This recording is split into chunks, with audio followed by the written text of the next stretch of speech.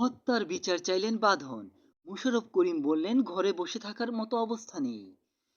কথা ছিল মানিক মিয়া এভিনিউতে দৃশ্য মাধ্যমের শিল্পীদের সমাবেশ হবে, কিন্তু পুলিশি বাধায় পরে বৃষ্টিতে ভিজে রাজধানীর ফার্মগেট সমাবেশ করেছেন পরিচালক, অভিনয়শিল্পী ও নানা মাধ্যমের কলাকুশলীরা। শিল্পীরা বলেছেন, সরকার যে বর্বর পন্থায় শিক্ষার্থীদের ন্যায়সঙ্গত আন্দোলনকে দমন করেছে তা কোনো গণতান্ত্রিক সভ্য সমাজে ঘটতে পারে না। কোটা সংস্কারের আন্দোলনে সরকারের কঠোর দমন প্রক্রিয়ায় ও গুলিতে ছাত্র জনতা হত্যার প্রতিবাদে অভিনয় শিল্পীদের মধ্যে বক্তব্য দেন মোশাররফ করিম। তিনি বলেন, আমাদের দেশে যে অবস্থা বর্তমানে সৃষ্টি হয়েছে তাতে আমরা ঘরে বসে থাকার মতো অবস্থায় নেই। আমরা শান্তি চাই, রক্ত দেখতে চাই না। গোলাগুলি রক্ত দেখতে চাই না।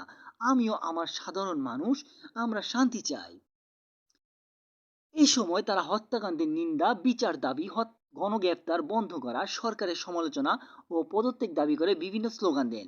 বৃষ্টিতে ভিজে শিল্পীরা আনন্দ সিনেমা হলের সামনে পশ্চিম পাশে সড়কের দুই পাশে ব্যানার পোস্টার নিয়ে সারিবদ্ধ হয়ে দাঁড়িয়ে স্লোগান দিতে থাকে দৃশ্য মাধ্যমে শিল্পী ও কলাকুশলীরা।